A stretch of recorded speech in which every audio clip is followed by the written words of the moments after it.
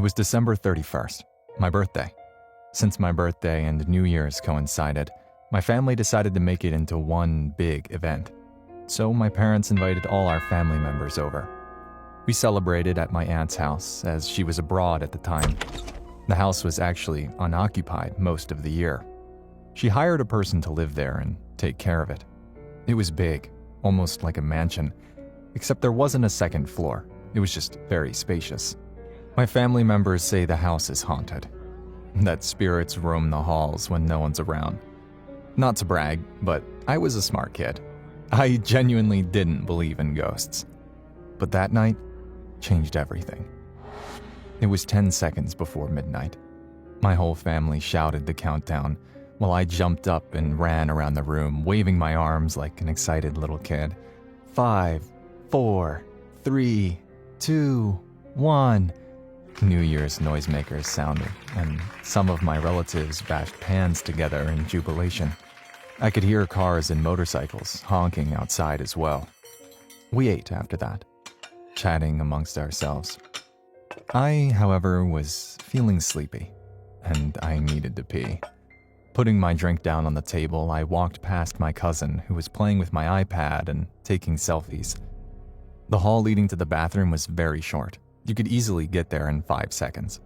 The door to the bathroom was ornate and heavy. It always made a sound when I closed it, since I wasn't strong enough to close it softly. I felt around the wall to turn on the light switch, and I don't know if it was the lack of sleep or my imagination, but I saw a lady with her back toward me. She had long, black hair that went down to her lower back, and she wore a plain, white dress. She was so pale that she was glowing under the light. In disbelief and utter denial, I wiped my eyes with my free hand and blinked a few times, but she didn't disappear. She was still there, her back facing me. I gently pulled the door closer to me, so close that if I pulled it any closer, it would shut. Taking a deep breath, I opened it again. The lady was still there. She slowly turned her head, and I immediately closed the door and ran towards my family, who were chatting idly and drinking wine. I sat back down on the sofa, and despite the cold weather, I was sweating. I managed to calm myself down after a few minutes. Suddenly, my cousin screamed, and everyone turned their attention to him. He pointed at my iPad. He looked scared, shocked, and in disbelief. My heart stopped when I saw what he'd caught in his selfies. The same lady, black hair, white dress, pale skin, making her way to the bathroom. I knew he hadn't edited them, since there wasn't any editing software installed on it except for the included stuff, which was mediocre at best.